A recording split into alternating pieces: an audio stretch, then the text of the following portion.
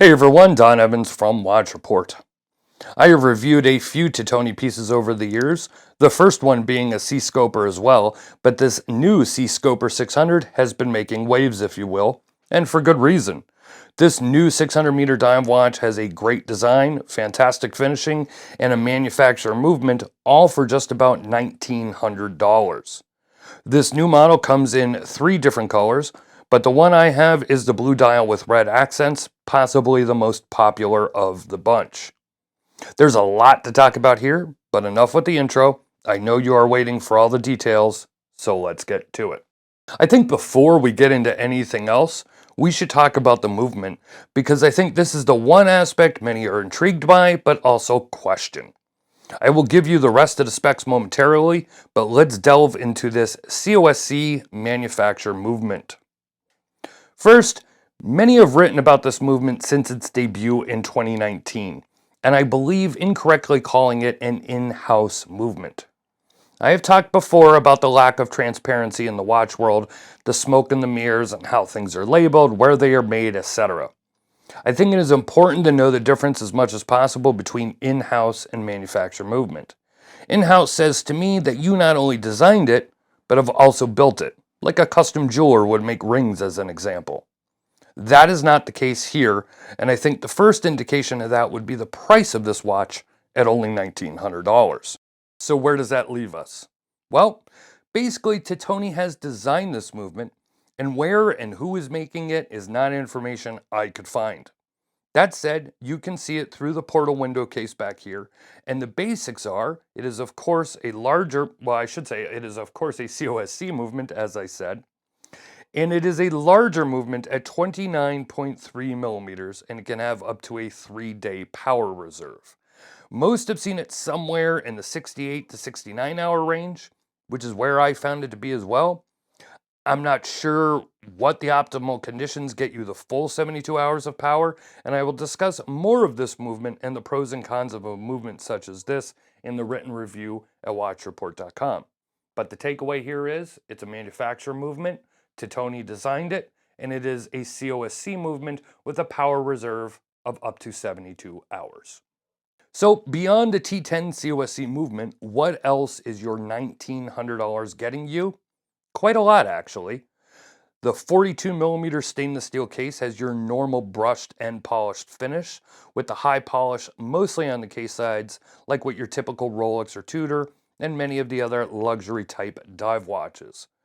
A lug-to-lug of 51 millimeters keeps it from being too long on the wrist, and we have 22 millimeter lug width here as well. Thickness comes in just about 14.5 millimeters, which is not bad for a watch that states 600 meters of water resistance. Of course, we have a screw-down crown. It measures 7.6 millimeters and is well protected within the crown guards. You also have a helium escape valve. I guess that's mandatory for, most dive watches over 200 meters these days, even though we'll never see use by 99% of us. The bezel is ceramic. It's 60 clicks, not 120. The sapphire crystal is flat, but you can see it is raised up above the bezel. All of this weighs just around 204 grams on an unsized bracelet. Speaking of sizing, this watch uses the pin and collar system, much like the last watch I just reviewed. As you can see on screen, you do get the full packaging from Titoni with the green lacquered wood box, cardboard, leather pouch, and more. It's a nice presentation, but I know what you all are waiting for, so let's talk about the design, shall we? I've seen this new model referred to as a Longines homage, a Black Bay homage, and of course people who think every watch that is round in a diver a Rolex homage. Of course there are similarities, which can be said with many dive watches, but I think Titoni did a good job of making something classic and familiar, but different at the same time. I personally love the dial on this piece, especially the hands and the applied Titoni flower, which you can also find on the crown and the clasp. Now this is a weird shade of blue, and I mean that in a good way, but it's hard for me to say exactly what shade of blue it is. Sometimes as the light hits it, it has a bluish green color, and other times it looks more of a navy blue. If you are looking for a bright blue, this is not it, but I think it is a great hue and it works well with the red in the bezel. Both the bezel and the crown have a solid filling action, and you can see the 60 click bezel here is very solid and precise. I initially thought the crown was a touch too small, but the more I used it, the less I felt that way. Speaking of the crown, man, is this a great crown to use. If you don't use a winder and wear a different watch every day or every few days, I think you will really like when you have to set this watch again, as the crown action is not only smooth, but there is no guessing when it is screwed down. It has a solid stop when the crown is in place, something I wish more watches had.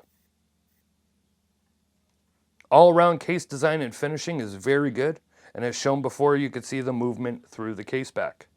But my other favorite feature of this watch is the clasp. I think many know I talk about clasps a lot on watches, especially, any watch that you really get past that $1,000 price point, this one being nearing almost $2,000. I hate seeing the generic clasps that so many brands use. Now the bracelet on this one is pretty standard as far as appearance. It's well built and solid, brushed with polished sides, but the clasp is where the cool comes in. Best part is the ratcheting extension. The logo is a button, and when pressed, you can move the extension in and out as I'm showing you on screen. This is a watch that is under $2,000 and has a clasp like this. Other brands really need to pay attention here.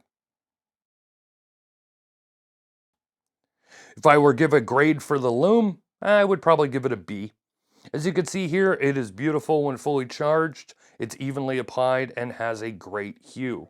It lasts a few good hours as well, but it isn't the brightest Lume out there, which is why I gave it a B. Maybe I could up it to an A-. Now, I think it's pretty clear that I am very fond of this watch. Comparing it to the competition at its price point, I think it's well above a good amount of micro brands and can compete with a lot of watches well above it in its price point, out in the mainstream there. I'm really hard pressed to think of another watch that is this good looking, well made, COSC, doesn't have an off the shelf or modified custom rotor movement, and really where nothing feels like they cheaped out at all. But you've seen the video, you've heard my commentary, I want to know what you think. After all, this is one man's opinion, so sound off in the comment section below and let me know your thoughts on the Titoni Seascoper 600. I will have a full written article at watchreport.com. Hope you check that out. The link will be in the description. If you want to keep up to date with us, sign up for our newsletter or check us out on Instagram and Twitter. If you haven't yet, hit that subscribe and notification button, and I hope you do like, comment, as well as share this video. All links down below, and as always, thanks for watching, and I'll catch you on the next one.